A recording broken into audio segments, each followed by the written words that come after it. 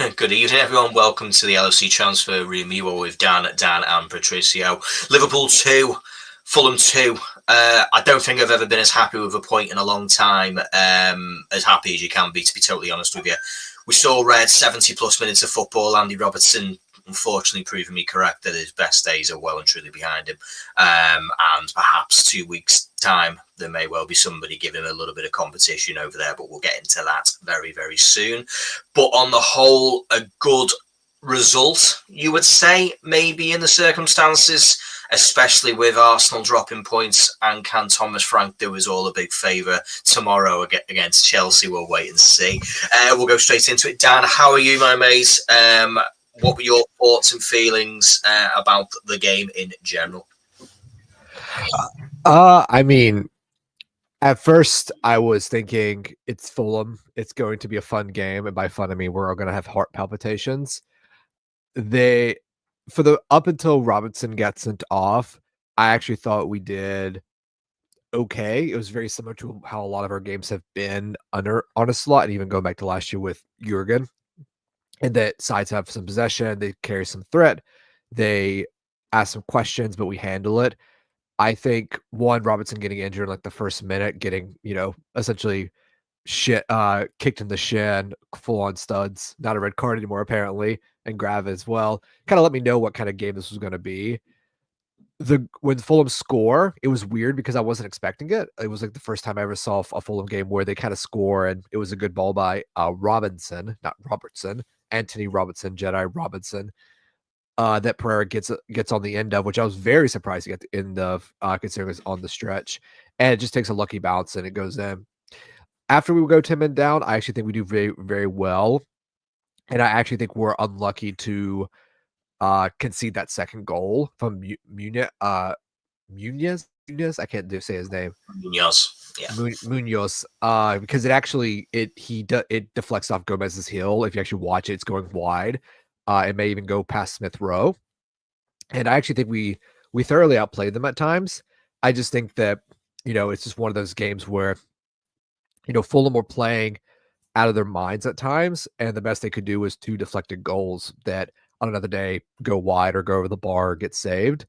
And I think Liverpool getting a draw is a really good result. I think that on the whole, my thoughts are we just ran out of time. If there was 2 more minutes, we probably score a third and win it. I think that you saw a lot of players step up that I think haven't really, we've questioned in the past. Cody Gakpo with the goal. Salah, I think, actually had his worst game in a while. And I think that's been the downward trend since Newcastle, really, is that he's kind of been in and out throughout games. Szoboszlai was very, very, very good. Graven continues to be amazing. And yeah, I mean, I think that's pretty much it in terms of like initial thoughts to it as well. I don't think that anybody should take this as a death nail. I think if anything, it just tells us the title run is going to be a lot longer than we expected. We're not going to win this in April like we did, 4 years ago. I think those days are behind us. I think the winning it at 99 max points is not as achievable as it once was, but I think you've seen today why Liverpool are should be the title favorites, and why I think we'll still go on to win the title.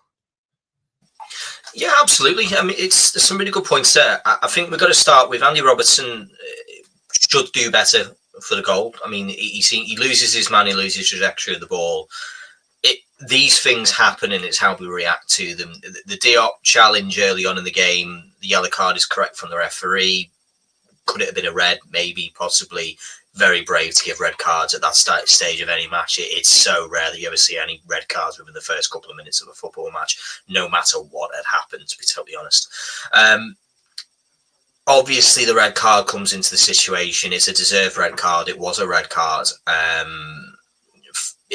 Andy Robertson has unfortunately made several high-profile errors and mistakes in the last handful of games, probably single figures. Real Madrid penalty, Southampton penalty, red card.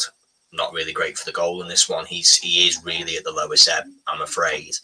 I said when we did our first groups of sort of, talking about who would Arne Slot bring in, what players, would be looking to be exchanged. I don't think anyone would be surprised or, think it'd be crazy to talk about a left back, and it's certainly not revolutionary for me to have brought that forward. But there was a little bit of pushback, as when I said, to be honest with you, I think Andy Robertson's sort of position is probably done. What I would say is, and this is something I've said in our group chat and I've said in other places, that Slot has done probably what the right level of management is that when you come into a new team, especially a successful one, what you don't do is go and make decisions on people before you've even met them. And I think what's happened is he sat there, looked to the team, and he goes, well, these lads finished 9 points off the title last season. The things that we need to improve on are not conceding early goals. Something that we've done very, very, very well until probably today in fixing, and something which is probably the reason why we're doing as well as we are. However, what he needed to do, and I think what he has done, is he's allowed players that rope to, what's a better word for basically saying, here you go and prove me wrong. But what he's also doing is he's looking for people to prove him right. And I think Andy Robertson's unfortunately proven a lot of people correct in their assumptions that his best days are coming towards an end. Does that mean he's out of the team, completely gone? No, I'd be more than happy being him being the rotation option, but as a first choice, I don't think he's quite there. I thought we were brilliant, actually. One Slot, which was, again, I think what we're dealing with and the credit we need to be given to him is he's stuck with that 10 players. He said, no, the players I have on the pitch are more than good enough to win this. I don't need to make substitutions, which is what normally happens when you see a red card. You take off an attacker or a midfielder and bring a defender on. Instead, he sits there and goes, no, Gravenberch, you're going into the centre-back position, which, by the way, he was phenomenal. And we'll come on to it. We'll come on into the Ryan Gravenberch show once again. He was unbelievable. But we played a style of football that, had you tuned in 2-3 minutes after the red card and kind of went, there's no commentary, I don't think many people would have noticed for a long time that Liverpool had 10 men. We were very much in control of the game, very much in the ascendancy, very much, able to deal with what Fulham had to throw at us. And it was, of course, disappointing. We conceded the second goal. I think you were absolutely right. The ball was going off target, but then I noticed when I say off target, it was going into the path of Emile Smith-Rowe. So I think had Gomez not put it in the net, or gone into the net, I think it's just going to be a goal for Emile Smith-Rowe. So it is what it is. And I don't need Arsenal fans saying, that's my boy, when he scored against us. So I'm quite pleased with that one. Patricio, I've spoken enough. Your thoughts and opinions on today's game. How do you actually feel about the results in the greater spectrum of everything that's sort of gone on? It's not what we wanted, but sometimes you just got to roll with what you're given. Yeah, I think going into the match, we're like the weak intensity. I just feel like we didn't, we weren't put as much pressure on players as we should have done. I think the intensity seemed to have dropped after City. Like, that was the game that we put all into, and then obviously then drawing against Newcastle, and that hasn't swayed our way. So you can kind of see the players want to get back into it, but it also shows that we needed not Robertson to go, obviously, but we needed that sort of switch up to say, hey, it's not going to be an easy game. Although we're at Anfield, we need to still have that intensity, still have that pressure, put the pressure on. Thought we were a bit slow to begin with, and then around sort of obviously on the second half, that's when things picked up a bit, obviously. Standout players for me at the to begin with were sort of like Gomez, and even Gakpo having to play that left wing back role. And then, like you said, Gravenberch did amazing, of course, as usual.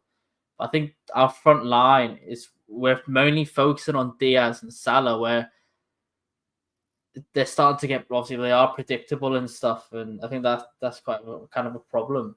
But I think it's not obviously not the best result we could have gotten, but it's a result that I'm content with. I'm not absolutely furious with, even especially with being down to 10 men. It just shows that we need to do better against Southampton next week. Yeah, it does. A couple of questions in there. I'll go through them just for anybody who doesn't know or has already been nerdy enough to go out there and find out like I have. So Robertson is only going to miss one game. It will be Southampton because it was a straight red. So the straight red for non-violent conduct, being a last man, a dog-so decision, was a 1 game red card suspension, which counts for the League Cup. The totting up, though, for players like Gravenberg, it wouldn't have counted. So had Gravenberg got a yellow card today, he would still be able to play it in the game against Southampton, which he won't. But he would miss the game against Spurs. So thankfully, it's the 1 game he's missing. He's missing a game that he probably wasn't going to play in anyway. So it is what it is. It'll be back available for Spurs. So I think you're right. I think the threat when it comes down to into the middle, I thought Luis Diaz, the false 9 sort of position that he sort of played, I don't think it really worked today. I really felt that he wasn't involved anywhere near as much as maybe we would have wanted him to have been.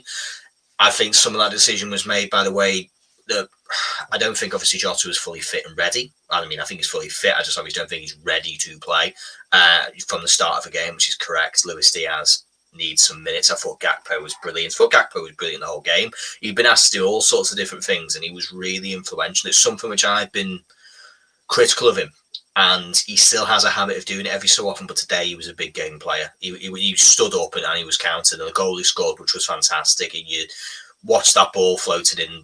Mo Salah again having probably, like Dan said earlier, a much quieter game of football, which he's going through stages of them where you kind of don't notice him, but I felt like he really was getting involved in that second part of the game, especially when we were going for the winner at 1-1 and 2-1. So I think a lot of that has to do with Arne Slot's way, and I think that's coming across in what we're seeing. He's doing less things, if that makes sense. He is doing less counter pressures, he is doing less pressures, he is doing less sprints, but I think he's doing more of the right ones. I kind of, and that's probably why we're still seeing him getting in the goals. And you go, well, he's not been in the game, and all of a sudden he's got an assist and a goal, and you go, well, that's why, because he's not doing more busy work, where we see players like Nunes or Diaz do absolutely tons of busy work, but not an awful lot when it comes to end product. Dan, we are still top of the league. We are still, I would still say that we are doing very, very well based on the circumstances we have there. The Southampton game is midweek. I'm going to pose a interesting question to you. How important do you think it is for Liverpool to progress in that tournament, knowing full well who we could play, and who we will have to play, which is basically any one of the top 6 over a 2 games competition, and we have an awful lot of football to play? Do you think it's beneficial really for us to make progress based on the number of players we have? We do not have loads of kids to play because we sold most of them. Yeah, I know, and there was a lot of debate in the summer about the fact of the world classness of Bobby Clark and Stefan Bajcetic, and now there's even some questions being asked of the world class talents of Tyler Morton. Listen, I think that had we won against Newcastle and Fulham, worlds reverse perfect reality, we could pull out 3 points. Right now we would be on 40, we'd be 9 ahead of Chelsea. With the same games played. Right now we're 5 ahead Chelsea, which is a perfectly fine lead to have at this moment in time. Getting a double-digit lead, I said earlier back before this run in, I think we can say the title race is over. Now that we don't have the double-digit lead, we're very much in a title run in, so we have to. Every game matters, and of course it's always going to matter. But I mean, just to give everyone context, we're also 9 ahead of City. So in City right now are in 4th. So we're 9 of City, 6 of Arsenal, and 5 of Chelsea. So this is very much a 2-game swing title run in, more or less 2 to 3 game swing. I think for the Southampton game, they're going to want to progress. I think there's enough players that need minutes. Your Chiesas, your Jotas, McAllister's going to need game time. He's been out. Watara Endo. The defense is going to be the question, because right now, like, Robinson's suspended, Bradley's still injured. I don't think he's back yet. Konate's injured, not back yet. Kwanzaa looks like he needs a game. People saying that he is not looking like the same player. It's because he hasn't been playing a lot of games and he doesn't have that confidence in him yet. So he needs a game as well.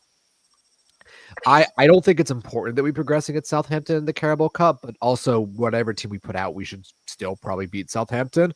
So I think even at the most incompetent Liverpool 11 you could put out against Southampton should have enough quality to beat them. Because you could still make an argument that, what is your team for Spurs? And I think you work back from there. So, Dad, I'd ask you, what is your team for Spurs right now? Because for me, it's Allison, Trent, Kwanzaa, Van Dijk, Gomez, because that's who's going to be available. And I don't think he'll start Robertson. For Spurs? Yeah, for Spurs. I think that's your back five for Spurs. You drop Robertson straight away, even though he'll be available? Probably, yeah. Because if you think about where Tottenham are going to be dangerous, it's going to be on their right side, with Kulusevski, Brennan Johnson. That's Robinson's left. And listen, if Andy Robinson had a tough time with the pacey Harry Wilson, the pace of Harry Wilson, I think you have to work from your Spurs team and go forward about who you going to start and play. Yeah, you're absolutely right. I think with a game which is ultimately I'm not saying Liverpool throw a game. It's not a case of that. But what I'm talking about is there needs to be some sort of the calendar management is important, and you've got to look at who is it potentially that we're going to go and play for a two-legged game in February, when we could probably do with probably a little bit more of a break, to be totally honest with you, because we don't have vast swathes of young players to bring into this team. Well, to be fair on the February thing, we probably will not have the two-legged semi with the No, we don't. But that's the benefit, though, isn't it, Dan? Like that's the result. That's the reward for doing well in the Champions League. And part of me sits there and says, well, I don't really want to then sit there and fill it with a game against Spurs, Man United, Chelsea, or Arsenal, which is likely to be any one of those. It will be, unless it's some form of miracle. That it's not Crystal Palace. It's going to be a situation where we're probably likely to have to go and we're going to send a full team practically to play any one of those teams, because you don't want to be embarrassed, and there's no real excuse. Where this Southampton match, part of me sits here and says to myself, play everybody who doesn't get a kick, if that makes sense. So I'll give you my team for Spurs. I honestly think it's going to be the same back five that we saw tonight. I don't think Slot kills Andy Robertson like that. He is an international captain. He is a Premier League winner. He is a Champions League winner. He is somebody who has a lot of sway and influence in this football team. And I think there's a little bit of a political game that needs to be done here, that you can't just go after somebody who's so well liked in a team as the new manager.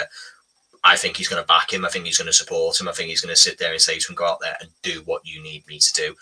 If he doesn't, all that does is it goes and builds more evidence for us to be moving him on. Do you understand what I mean? Like it has, unfortunately, it has only benefits to this club in the long term. He either comes out there and does a really good Andy Robertson result, the performance that we all wanted and all expected, or if it's not, I think we have enough to kill Spurs anyway. I appreciate what you're talking about with Kulusevski, but I look at their team, I look at their defenders, I look how they leak goals and chances. I think, to be honest with you, we'll just outscore them. Do you know what I mean? Absolutely. Oh, absolutely. I mean, I just think it's like, what do you think it'll be in your mind, and work backwards from there? Yeah, going backwards. So I think the back five, the same. Midfield, Gravenberch, because he'll have had a break. I think McAllister is obviously going to come straight back in. Yeah. Depends on Joe. Is it an injury? Was it just a bit of an impact? Was the substitution just coincidental that it was going to happen anyway? Harvey Elliott is someone who's in and around in the mix. But I thought Szoboszlai was excellent. I know he's come up with an awful lot of stick, but today and in the Girona game, he really looked like a leader. He looked like somebody out there who was unnecessary stick. I would like to say that a lot of the stick that Szoboszlai has taken is unnecessary, considering the fact that he's been very crucial to why we've had such a good defensive record. Yeah, such a good defensive record. I don't want to hog this forever, because I know Patricio definitely wants to weigh in on this as well. Yeah. Do you start Darwin against Southampton or Spurs? Because I would start Darwin against Spurs any day, because they're gonna have no center backs. You see that's the question, isn't it? Because it's kind of movements wise. There's a little bit of a new question. Before, when we only had 4 attackers, you could sit there and say, right, well, it's going to be either Diaz, Gakpo, Nunes will have some form of rotation between them. So whoever comes off early will likely be the one who starts in the next one. However, now, because Diogo Jota's available, do you sit there and say that's a springboard for Jota. Does he get 60 minutes against Southampton and then he's fully ready, kind of up and running for, playing against Spurs?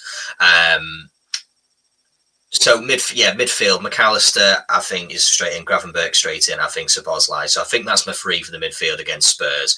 And then obviously it's Mo Salah. It depends on Diaz, Gakpo. Depends on what you want.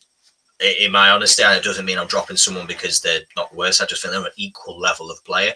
And it's kind of a case of who do I want? What do I need from them? And then, of course, the question, kind of comes down to, for me, I start Núñez against Spurs because I've always felt like Diogo Jota performs much better as someone who comes on off the bench. It just seems to be, whether that's right or wrong, but I've watched an awful lot of football and know that Diogo Jota seems to play better when he comes on off the pitch. So I think that would be my 11. And then you go to Southampton, and I would say, and I know a lot of people have put a few comments in starting Arlo, and I would be starting basically anyone who you've probably not heard of, kind of thing. I think Jarell Kwanzaa starts. I think Yara starts. I think Wataru Endo starts. I think Harvey Elliott obviously starts. I think this is an opportunity for him to get him. I think Chiesa starts. I think Diogo Jota probably starts, just as an idea of him getting minutes and game time, to be honest, more than anything. On that left-hand side, good Lord, play Ngomoa, why not? Play Trey Leone, why not? Like, honestly, that's not me saying throw the game. I'm saying we'll give him a go. Because ultimately, if they win that game, I'll likely want to see them in the next match, because it sounds terrible. And I know that if we don't go on and win the big trophies this season, and you say, well, the League Cup was there for you to go and have, I'd sit there and say, would I rather have a League Cup, or would I rather kind of give myself the best possible opportunity to go and win the Premier League and the Champions League? I would say the latter. That's my opinion. Patricio, your thoughts on what me and Dan have been gibbering on about? So against Southampton, I think you're pretty much spot on with all the players, to be honest. I think the only thing I would go for, the only thing I would go for is, like, maybe if, let's say, Elliott does play sort of that 10 role, then maybe we do go for Rio on the left. But I would like to see Trey as well. I wouldn't mind sort of if Trey went in that midfield next to, like, an Endo, maybe, just because we're against Southampton. And then, if not, even if we do sort of like either Chiesa or Elliott on the right-hand side, that wouldn't even bother me either. But, like, I think everyone else you said is pretty much spot on. But against Spurs, I don't know if I would start Robertson, I think I would want to go Gomez on the left. I feel more confident with Gomez at fullback at the moment. He seems to be playing really well. And then I'm probably one of those people that you guys won't fully agree with, which is I'm not massive on Szoboszlai at the moment. He has his moments, but I think I really like Jones in that box-to-box role. I think he's been playing really well, and that's who I would start over Szoboszlai. Obviously, definitely McAllister and Gravenberch. And then, it's kind of difficult because you've got Jota back. If he does do well against Southampton, if he's chosen, and then is fit enough to play against Tottenham, then why not? But I think you're correct in saying Jota is better as a sub. I do agree with that. But I don't know if I would play Darwin or not against Spurs. I think Diaz as a sort of centre forward, and then on the left, Gakpo. I think you've got to keep playing Gakpo on that left-hand side. He's really amazing for me. So that's what I would say personally. Yeah, I think obviously you make really good points, and I think, Dan, are you alluding to Gomez playing at left back as well? I take it that's what you would do. Can't hear you. Sorry about that. I don't know why I cut out there. Yeah, no, I mean, I think that just because of the fact that Robinson has been playing a lot of games, and I actually think a lot of his performance today is down to him being just not the same player he was. I think a lot of the criticism of Robinson is mostly shaded in the fact that he's been playing nonstop for 7 years, and that's just kind of what happens to your body after that long, especially as a defender and how we play. I don't think it's because Robinson's decision-making is bad. I don't think it's because he's a bad defender. Regardless of what people try to tell me about that Champions League final against Real Madrid and criticize Robinson for a goal that is scored, 40 seconds later, which I think is absolutely ridiculous over analysis to a point that's pointless. I just think Gomez makes the most tactical sense. I mean, if you start Robertson, I think we could still win. I think we still keep a clean sheet. I don't think that starting Andy Robertson's like same as starting like Alex Sissoko or Alberto Moreno, where it's like, oh, you got to start with already being 1-0 or 2-0 down and work your way up. I on the Nunez point and also the Jota point, I actually think today what you see is that Nunez and Jota play very well as a pair. And that's when we were in that title running last year against Brentford. The reason we lose the title is not because Nunez turns to crap or, ex-player to the crap. It's because Nunez and Jota get injured at the same time in the same game, which is Brentford. And had they stayed fit Salah got injured in that game, didn't he? He got injured too, and so did Jones. So we literally lost 4 of our starting 18 in one game in a win against Brentford, which again, we were brilliant that game. I think my only response to, and I absolutely respect everyone when they're saying to it, but I'm starting to notice, and I don't know what you guys think. I think Slot's becoming not a creature of habit. I think it's wrong thing, but I think he's becoming quite true to the fact that he is a very honest person in what he says, and because he has not at any point started Joe Gomez at left back or right back when he could have, when the opportunity has presented itself, I just don't think he will. If like as much as I might go, I think he might, I think, that would make sense. I believe it would. I just can't get behind it because I'm going off the basis of the evidence in front of me. Is that when Tsimikas and Robertson were both, were kind of in between the two of them, it was kind of talk about, do we play Gomez instead of Tsimikas or whatever? He just doesn't. I think he sees Joe Gomez as a centre-back. I think whether that's because there's been a conversation that's been had with Joe about what is it you want to do? Where do you want to play? Where is it that you feel most confident? And we've only seen him playing as a centre-back. And he's obviously been, on the largely excellent, especially for a player who's not played as much football as he has.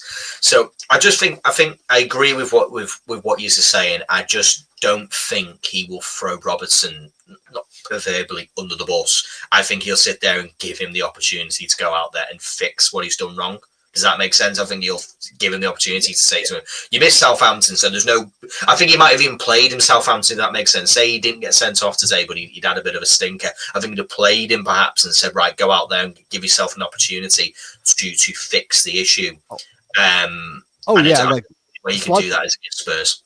Slot's decision-making has been very, very regular, I would say top manager, where you play like your best team as much as possible. It's very different from Klopp in the sense that, last year Klopp was always kind of changing it up a bit. And that's also just different approaches, different training approaches.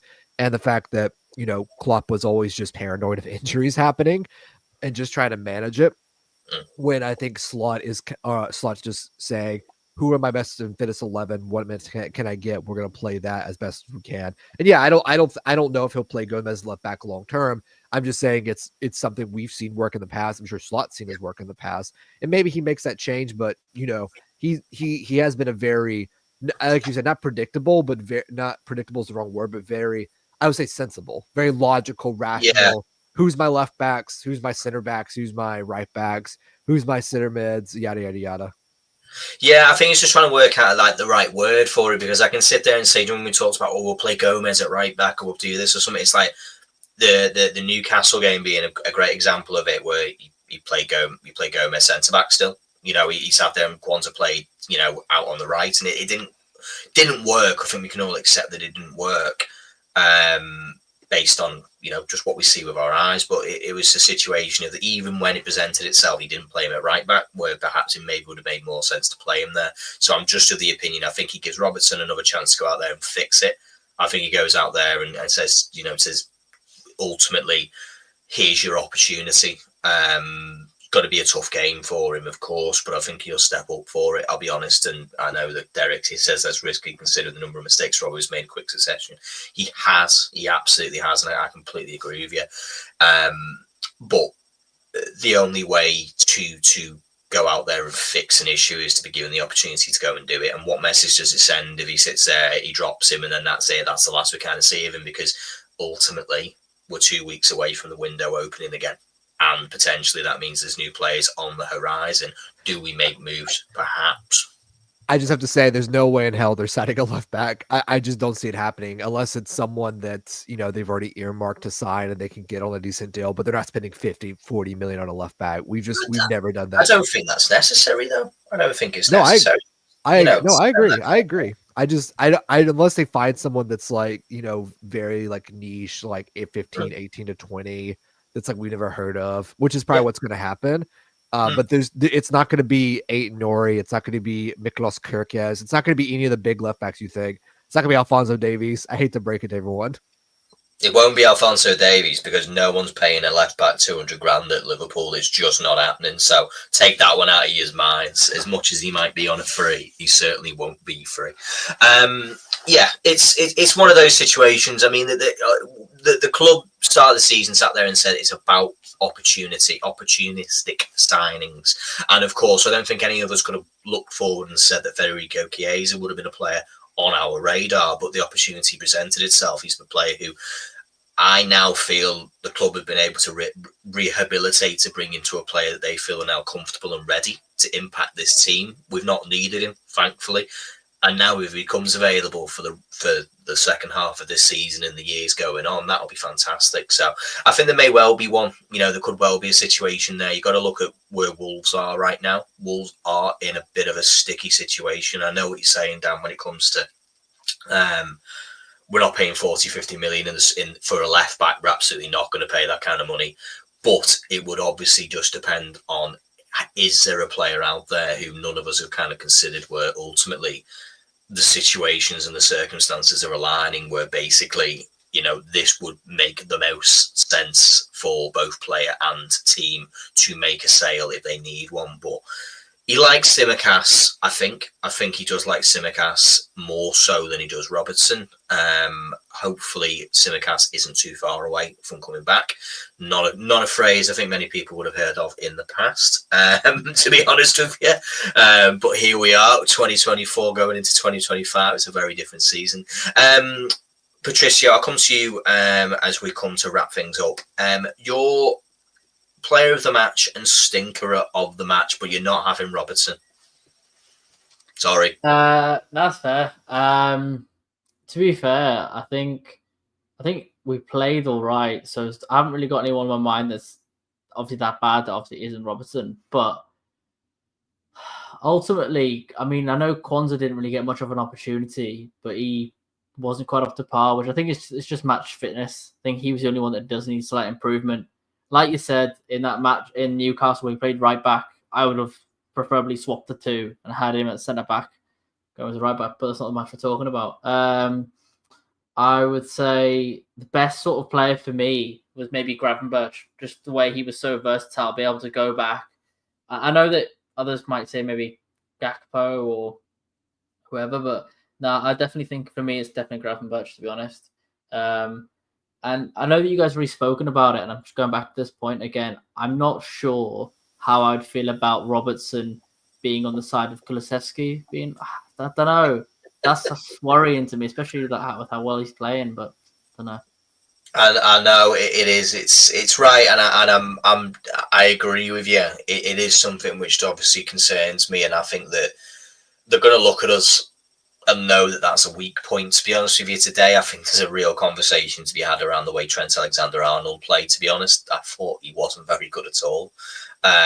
Defensively, he just looks like a fella who's fallen asleep. To be honest, and maybe the future will come to explain some of the reasons, but he certainly doesn't look in certain circumstances like the player he was before, shall we say. Dan, same question to yourself. Man of the match and stinker of the match, but you're not having Robertson. Well, you know me, I'm always on the pro Robertson train in general, so I will never throw Andy under the bus even when he has a bad game. I would just say, like, yeah, we probably need a left back, but I'm not going to go so far as to crucify my Scottish king. So unlike Charles II, Charles I, who was beheaded by the British Parliament famously. Honestly, I think the man of the match, and I think Jamie's hit on it, is Gravenberch. I think Gravenberch has just shown again and again why he's just so good. I'm gonna do a quick side bashing of the fact that Arsenal should definitely win the league because they have the best six named Declan Rice, but apparently they don't have the best six because Liverpool do, and his name is Ryan Gravenberch because he can do just about anything. He can play defensive mid, he can play box to box, and he can drop in at center back. And he just looks like a much more athletic version of Fabinho, and Fabinho himself at his best was athletic and could play amazing chipped balls over the front, which we saw today from Gravenberch, and could slide at center back, though I think Klopp overplayed Fabinho's ability to play at center back during that 2020-21 season. I do think an underrated player of the match, and you can disagree with me, I think Nunez was good when he came on. I think people are going to... The thing about Darwin is that everyone's going to have an opinion on him every single day until we win the league, and then people will say, well, he didn't score enough, or he didn't do X enough, or he didn't do Y enough, so we should sell him and buy Marmouche or X forward in vogue right now and in Europe. And I'm not saying another forward couldn't do well at Liverpool. I'm just, for right now, for what the squad is, I think Nunez did exactly what you wanted to do. He gave the assist to Jota. He didn't misplace any passes. He didn't really lose the ball in bad areas, which is what he was going on there to do. You just want more attackers, don't you, Dan? Dan, you want the adrenaline rush. You want more attackers to say. I'm always for more attackers is the thing as well. But I think what you saw today from the team is a very mature performance, especially when like things could have gone wrong very easily. And I think everyone was mature except for Trent. And I think that's the thing. Like, I think Trent had his worst performance. Like, his delivery was off. His positioning was off at times. And up until he got subbed. And that's the thing about Trent that is frustrating, is that if you're not getting the delivery, if you're not getting the creation, then his positioning has to be solid. His positioning just wasn't. Bradley clears. For a Soboslai, not Soboslai.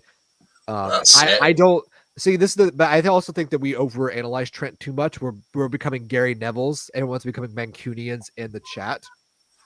He can't score, but he can create goals. No, Derek, that's not what I'm saying. I'm not saying that Darwin Nunez can't score goals. What I'm saying is that Nunez is, when he plays well overall and doesn't score, we usually do play well, because if Nunez is creating chances and creating space for our attackers, we do well. And again, I know I don't want to say this because I know it's going to be, I think Salah should have scored at least one or two of those decent chances. I think Salah had his, I think if you have to say anyone who didn't have their best game, not a stinker, but definitely was the underperformer, it was definitely Trent and Salah, in my opinion, because Salah, for someone who might be getting a contract extension, should have probably scored one of those chances that dropped to him. Granted, Fulham did play well, and I think that has to be stressed, that Fulham did play very well, and they have played very well against top sides. They're just kind of a weird team like that, where they're just randomly good against, Arsenal, us, or City, or Chelsea, and then they drop, they lose 4-0 to Wolves. Yeah, you see, this is something which I think, it's, as Liverpool fans, we are a lot of clubs' final.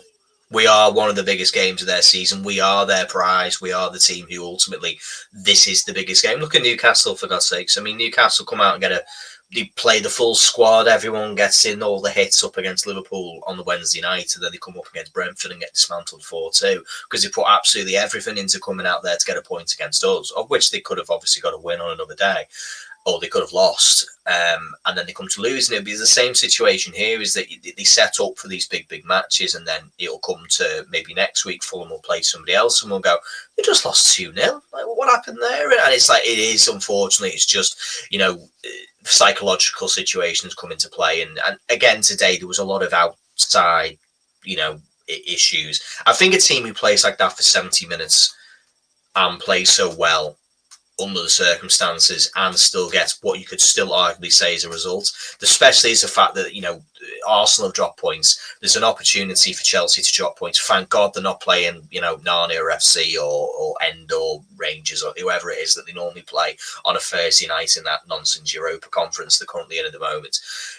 Brentford, you would hope, will give them a challenge. Potentially, perhaps there could be something there for us. If there isn't, it isn't the end of the world. I agree with what you said before, that I never bought into the idea that this was going to be like we're going to rampantly run home with this situation. I just feel like we are the team who won't say die. And I think today's result and performance was one that leads me still to believe that even when the chips are down and against us and the things don't go the way we want them to go, we get something from it. We get something, we take something away from this and sit there and go, right, that's what happened. We didn't lose, we move on, and we move with these situations. Fulham are in a very good moment at the moment, for want of a better word. And sometimes I've said this before, you don't want to play teams in certain moments. And we played Nottingham Forest when they were really, really good. And then Arsenal got to play them when they were not really, really good, but they're now going back to being good again. It's just, unfortunately, that's the way it lands for us. I just hope that Leicester keep playing the way they are for Boxing Day, because they're absolutely dreadful as it stands right now. I was just watching just there. Wolves is a team that's falling apart, by the way. They were fighting with each other just as the final whistle went. Not for the first time, twice in a week. So, yeah, maybe some of those lads had fancy leaving potentially and not going down to the Championship quite as quickly as the way they're going. But thank you very much. My man of the match, of course, was Ryan Gravenberch. The man is incredible. He's unbelievable. Like, just there's no more words to say. There's no superlatives that haven't already been said. He's going to win the Ballon d'Or. That's all that can be said right now, because he's just incredible. You put him anywhere, he was doing the job for us. And then the man who's sort of a bit of a stinker for us today, unfortunately, I'm going to go along the lines of Trent. I just felt at times I had my head in my hands again, because going, what's going on? Where's the running? Why is that pass so lazy? Why do you look like you're fast asleep? What's going on? And I was just really, really disappointed. We needed a lot of. He's the vice captain. We needed people to step up. I saw Virgil van Dijk playing striker at one point in the midfield, winning headers for 96 minutes of the whole match. He was unbelievable. Mo Salah came in there, stepped up with an assist, had some good chances, did everything that you could kind of do when you've got someone like Anthony Robertson defending against you, who thought was really, really good, to be honest with you. But yeah, Trent was unfortunately my stink of the match. Right. Alisson. Yeah, just for Jay there. Yeah, Alisson, fantastic save near the end. Really, really good against Traore. Really important save. Great to have him back. Could just do with defending him a little bit better. That would really help. We would score less. So anyway, thank you very much for everyone who's joined. Thank you very much for everyone who's got involved in the comments. Dan, Patricio, really appreciate you coming on. Not the result we wanted, but I think we can come away feeling a little bit happier with our draw than perhaps Arsenal will. And to make you feel a bit better, Arsenal have only won 8 out of the last 16 games. Let that sink in. See you all next time. Take care.